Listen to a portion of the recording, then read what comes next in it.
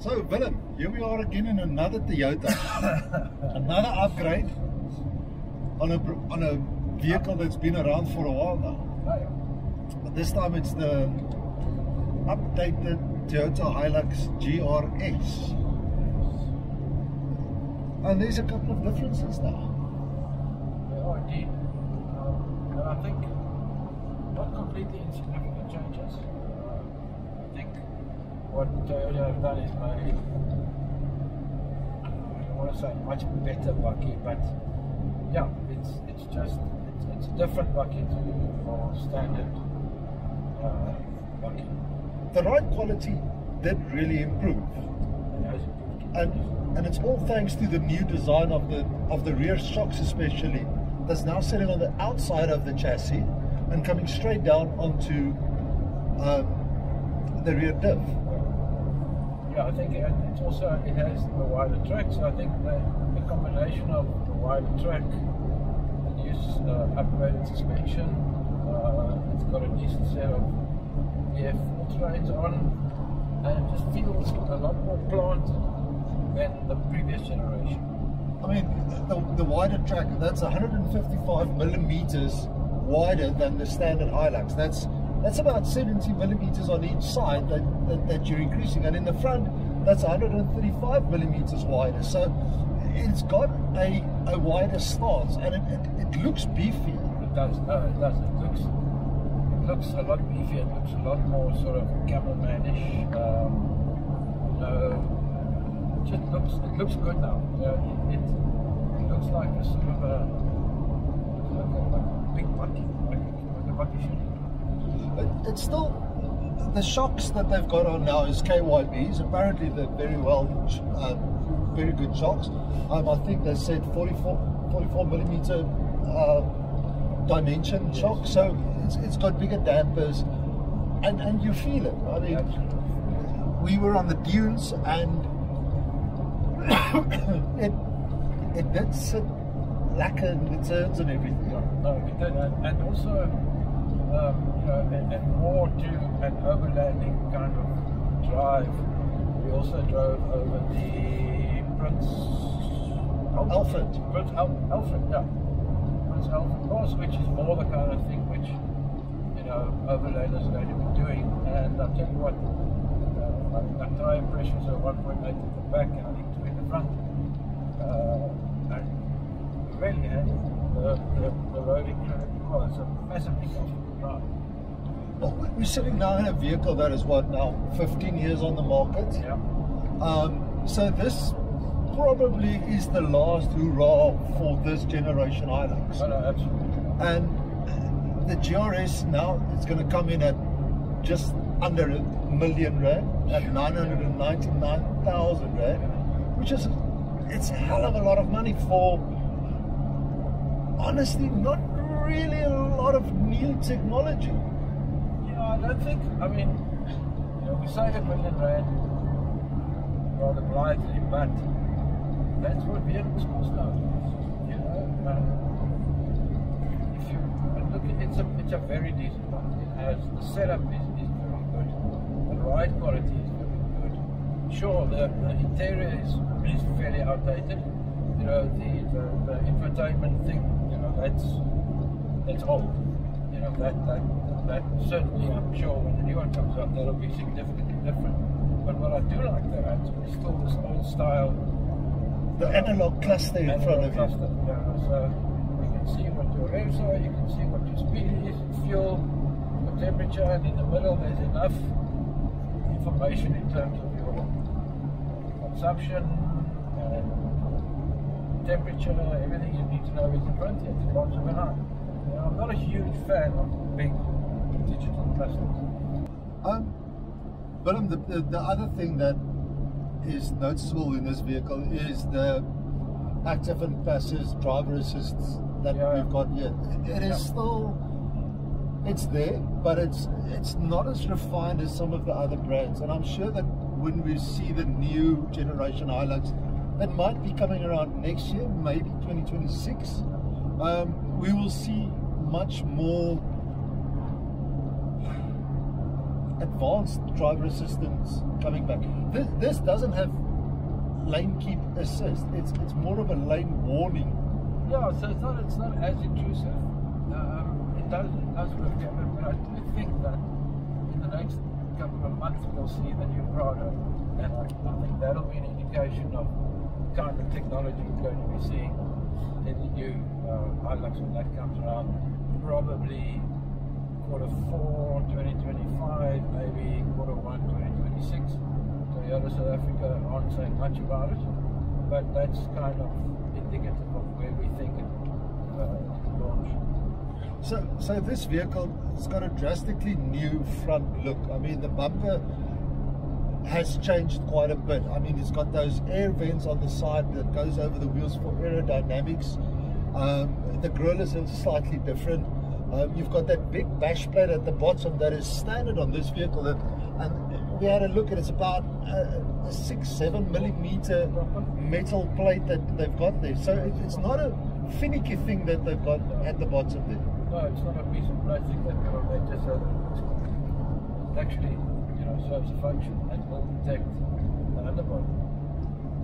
In my opinion, this is probably the best Hilux Toyota has delivered into this country. By a long stretch. And I think it'll be more, as Hilux is changing more, but I think this one will be massively popular purely because of, I think the driving, if you had to drive them back to back previous gen and this one, driving dynamics was significantly different. And it's a hell of a comfortable body to drive, trust me. We're doing 120 kilometers per hour here, and it feels glorious. The only thing that I've seen with this vehicle is that due to because it's got DF Goodrich all-terrains on it, and it feels like the fuel consumption is not as good as what you would get in a normal Legend RS or something like that. We are sitting currently at around 12 liters per 100 k's, which is, in my opinion, for a Hilux, excessive. Yeah, I don't know why. It could be that, you know, it's just sort of out of the factory that we're running properly. Could be, you know, more rolling resistance from the VFs. Yeah, I don't know whether the tyre is going to make that much of a difference to bring it down to 10 or less.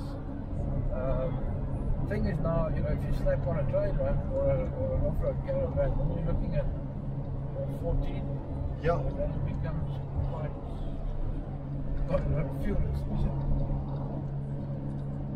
But an interesting thing also with the suspension that they did.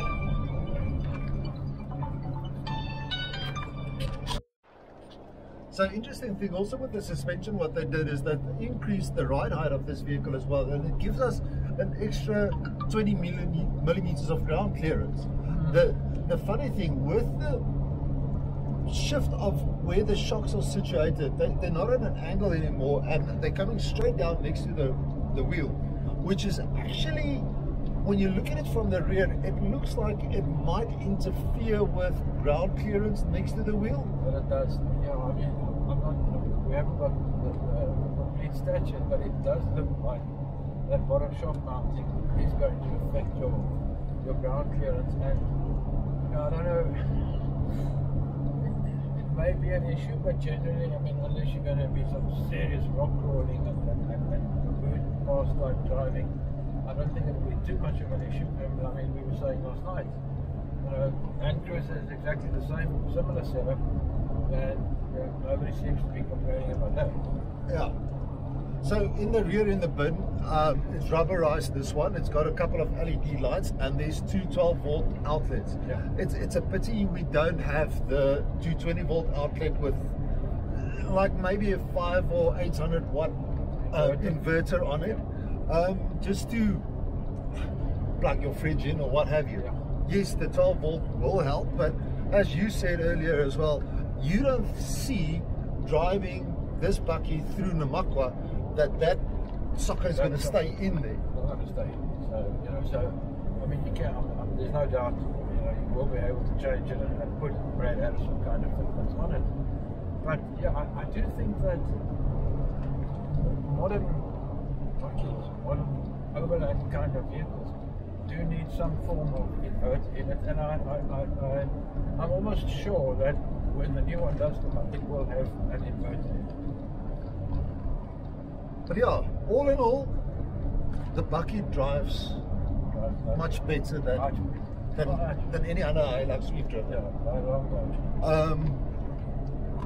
way. Is it a competitor for something like the Raptor yet? No.